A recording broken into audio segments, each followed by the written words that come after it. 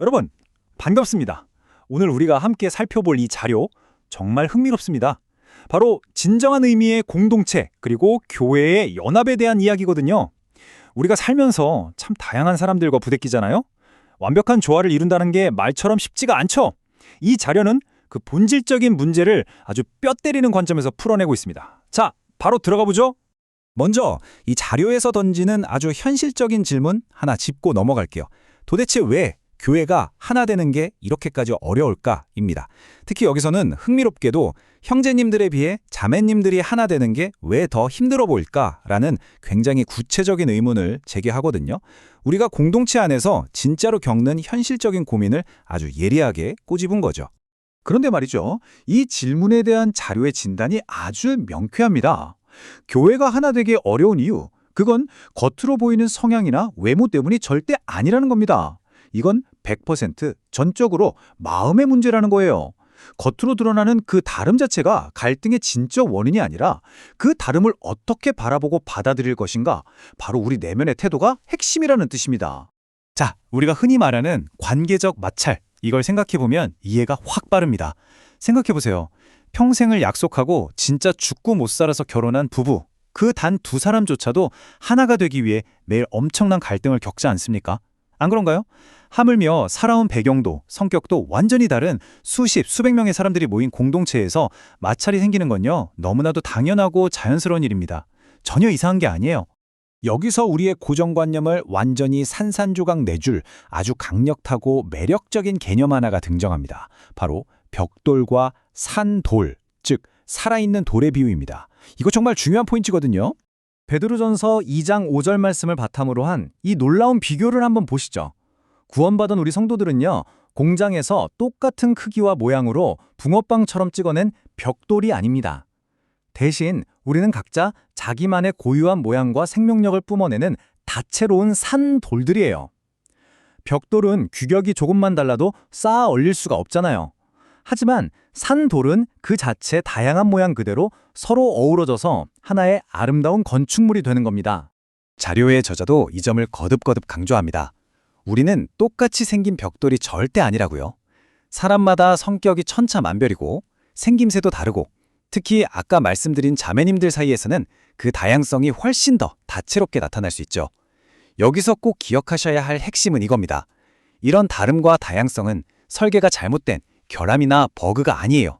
오히려 완전히 자연스럽고 원래부터 그렇게 의도된 특징이라는 거죠. 다르다는 건 전혀 문제가 아닙니다. 그럼 여기서 당연히 이런 의문이 드실 겁니다. 아니, 다 다른 게 문제가 아니면 도대체 뭐가 진짜 문제라는 거야? 맞습니다.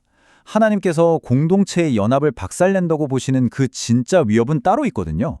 보시다시피 하나님은 우리가 둥글든 모나든 서로 다른 모양을 가졌다는 건 단 1도 문제 삼지 않으세요?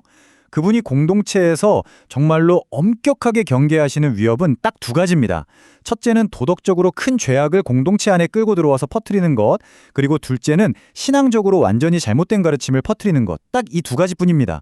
다시 말해서 우리 공동체 안에 무슨 치명적인 범죄나 이단 같은 잘못된 가르침이 있는 게 아니라면, 성도들끼리 성격이 좀 안 맞고 의견 충돌이 있는 건 주님 보시기에 큰 문제가 아니라는 뜻입니다.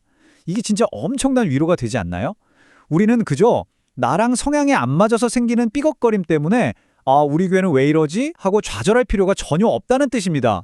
하나님은 그걸 영적인 위기로 보시지 않거든요. 자, 그럼 다름이 지극히 정상이고 성격 차이도 큰 문제가 아니라면 이제 진짜 현실적인 질문으로 넘어가 보죠.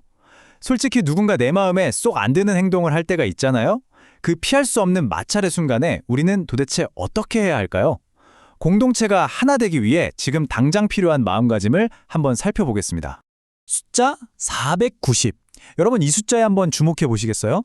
이건 마태복음 18장에 나오는 예수님의 엄청난 명령을 상징하는 숫자입니다.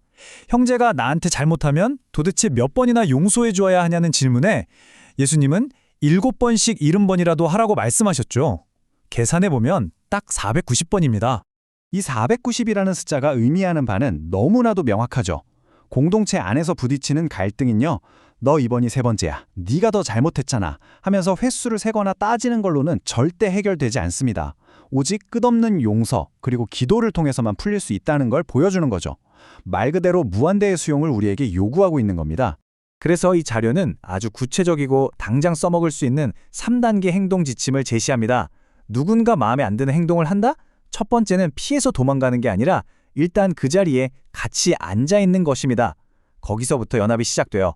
그러고 나서 내 마음을 낮추고 그 사람을 위해 기도해주고 마지막으로 용서하는 겁니다. 되게 단순해 보이지만 내 마음을 낮추는 이 첫 단추에서 모든 관계 회복이 시작된다고 자료는 아주 강력하게 말하고 있습니다. 자, 이제 결론으로 가볼까요? 이 모든 실천적인 단계들은 결국 하나의 깊은 깨달음으로 이어집니다. 건강한 공동체를 위해서 우리가 마음속 깊이 새겨야 할 최종적인 마음가짐. 그건 바로 다름을 온전히 인정하는 것입니다. 자료의 결론은 고린도전서 13장의 그 유명한 말씀, 사랑은 오래 참고 라는 구절로 마무리가 됩니다. 여러분, 교회는 애초에 완성형인 완벽한 사람들이 모인 곳이 아니잖아요. 그냥 신앙생활 한번 잘해보려고 아둥바둥 애쓰는 사람들이 모인 곳입니다. 그렇기 때문에 서로의 뾰족한 다름을 견뎌주는 오래 참음, 그리고 나를 낮추는 겸손한 사랑이 절대적으로 필요합니다.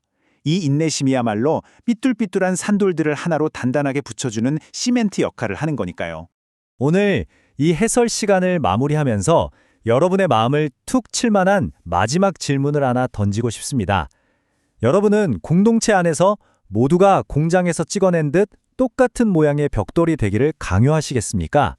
아니면 저마다의 울퉁불퉁하지만 아름다운 고유함을 지닌 산 돌들과 하나가 되는 그 어렵지만 경이로운 과정을 기꺼이 끌어안으시겠습니까? 이 질문이 여러분의 생각에 작은 울림을 주었기를 바랍니다.